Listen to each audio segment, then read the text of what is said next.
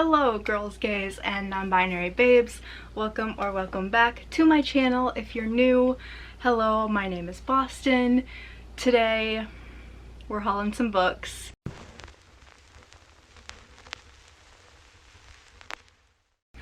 So it is very weird to be back in front of a camera. Just have to say that.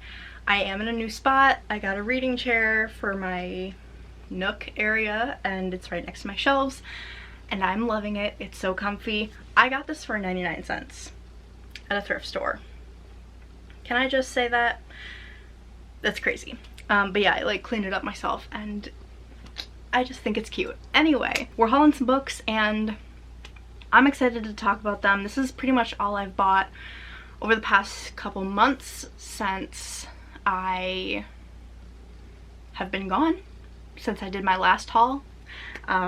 So yeah, I'm excited to talk about them, so let's just jump right on into it. So the first two that I have here are ones that I got very recently at a used bookstore. I can't remember what it's called, but it was an amazing little store and the lady that worked there was so nice, and I didn't have any cash on me, but I definitely went across the street to the ATM so that I could buy these books. The first one is actually The Night Circus by Erin Morgenstern. If you know me, you know I love this book. I do already have a copy of this, but I have it in paperback, and if I'm rereading it, it's kind of a little hard to hold and it kind of hurts my hands just the way that it's bound. So I got the hardcover. This was like $5. So score, and it's practically new, and I'm just really excited to have a hardcover copy of it now because I absolutely adore this story and will be rereading it, so I want to be comfortable when I'm rereading it. So if you don't know, this is about a circus, and it's a traveling magical circus, and there's a not enemies to lovers romance, but it's like they're set up to be enemies but they become lovers, if that makes sense.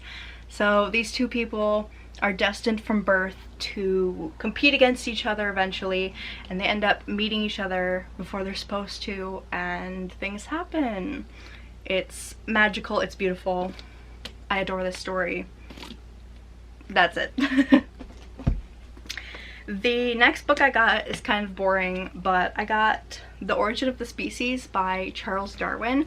I don't know if I'll ever read this. I'd like to, but I'm getting more into nature kind of nonfiction, so I was super interested in this and I got it for $3, so I couldn't say no to it, and I'm just excited to have a copy of this book. Plus the cover's super pretty. I don't know, so I bought it.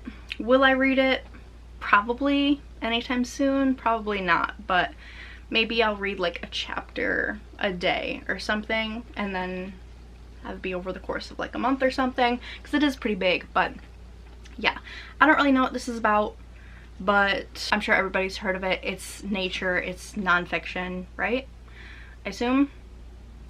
And yeah, I'm just very interested in nature as of late, so yeah. On that same topic, I also got some other kind of boring, I don't even know if you can call these books, but I'm including them.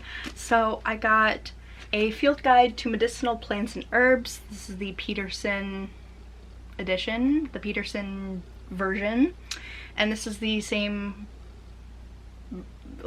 brand author. I don't know. This is a field guide to mushrooms of North America. This is of Eastern and Central North America. So I got these. They're field guides. I got them, I think I bought these on Amazon, but I saw them on not Book Depository, Thrift Books, and they were quite pricey on there, so I got them from Amazon instead. So yeah, but these are just like nonfiction guides to books, or guides to books, guides to mushrooms, guides to plants and herbs, and I'm very interested in that stuff as of late, so I bought them. I also purchased This Poison Heart by Kaylin Barron.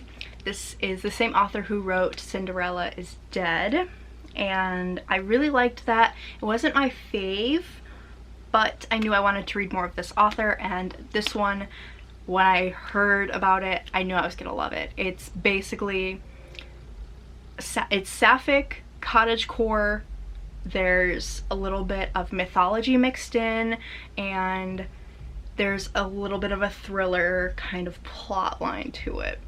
I already read it. It was incredible. One of my favorite books of the year. I absolutely adored it. It's incredible, and it's about deadly plants. What more do you need to know? So now we're gonna get into the thriller slash horror that I got. And the first one is actually an ARC that I was sent, and that is The House of Dust by Noah Broyles. This I was sent obviously by the publisher, and I had my eye on this even before they reached out to me, so I'm super excited to read this.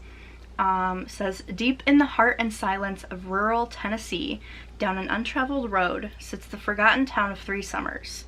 Mere miles away, on an overgrown river island, stands the house that once presided over the grand plantation of Angel's Landing, moss-draped, decrepit, waiting.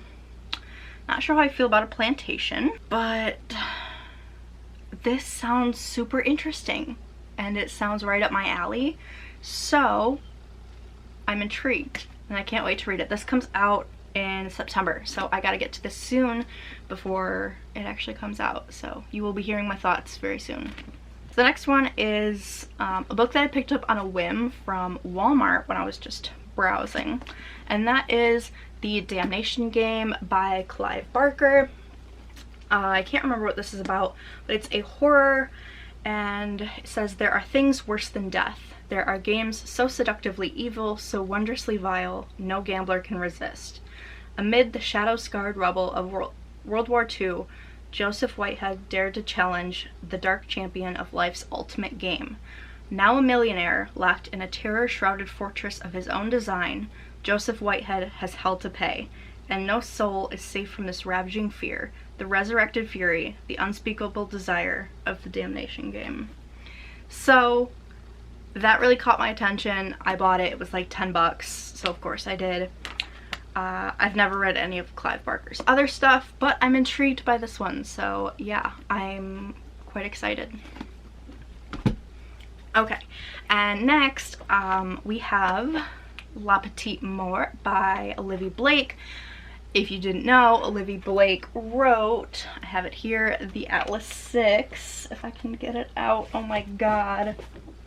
The Atlas 6, which is a dark academia book, and I loved this, so I decided to pick up more of her stuff. I did read this already, but this is a vampire novella, and it's about a woman who inherits this house, and it's kind of, there's a whole lot to the story, but basically it is a stopping point slash hotel for vampires and other creatures of that sort. It takes place in New Orleans. It's really, really good and so luscious, and I loved this, and definitely recommend it if you liked The Atlas 6, or even if you've never heard of The Atlas 6, you definitely need to pick this up if you like vampires and New Orleans and all that good stuff. So I saved that until the end because I also got another Olivia Blake book, and that is Alone with You in the Ether. This I don't know anything about, but I know it's a love story because it says that on the cover.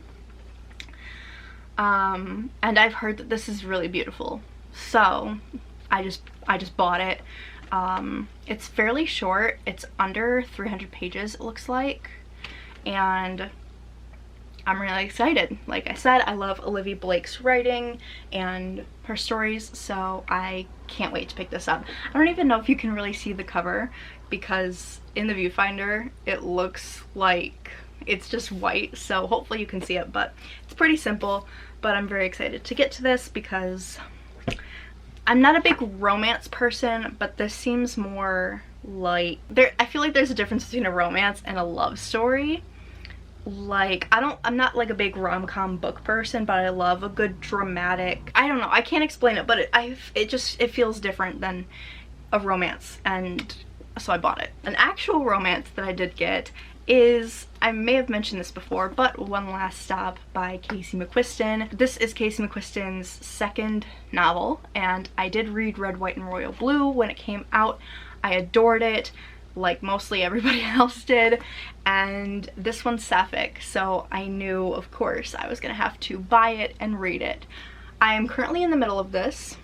I'm not very far in, I'm on page 70. But I'm really liking it. It's super cute and I'm excited to see where it goes. So this is kind of almost like a paranormal kind of sci-fi-esque thing, and it's about a girl who moves to New York City, and she meets this girl on the train and they kind of develop a little romance, but the girl on the train, I think, can like never leave the train, like she's stuck there. She's displaced in time from the 70s, and August, the main character, is going to have to use everything she tried to leave in her own past to help Jane, the love interest. So, like I said, I'm really enjoying it and I can't wait to see how it ends. I'm just so excited. But yeah, I don't do romance very often, but Casey McQuiston, sapphic, of course I had to buy it. And the final book that I have to share with you is A History of What Comes Next by Sylvain Neuvel. I actually rated this 4.5 stars when I read the library copy of it, and I bought it because I can definitely see myself rereading it and enjoying it, and I know the series is going to be a really great solid series as it goes on.